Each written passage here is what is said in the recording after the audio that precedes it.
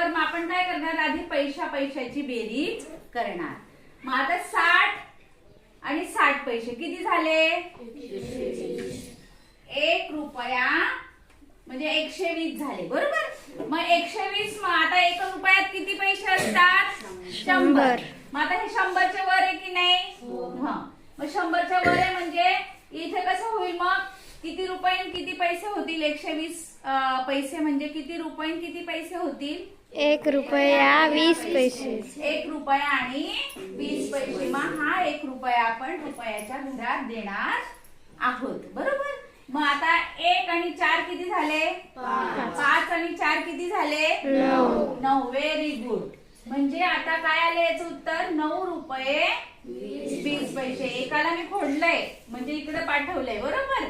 आता मग तसंच हे वजाचं उदाहरण आहे, वजाबाकीचं उदाहरण आहे. इथे आपण मिळवले तर इथे कमी करायचे, बरोबर.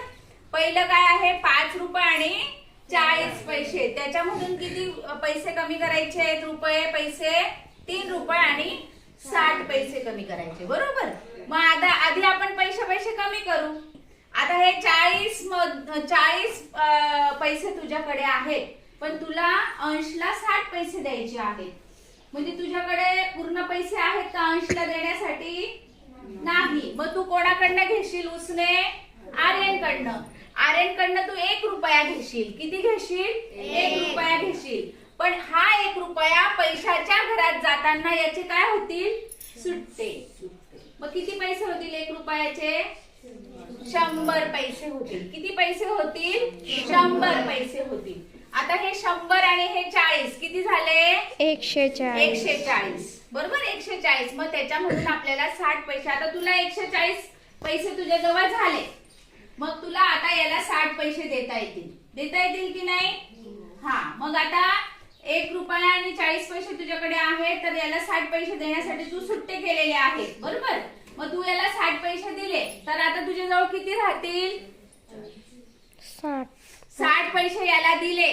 140 पैशामधून, हे बघा, 140 पैशामधून 60 पैसे तो अंशला देणार आहे.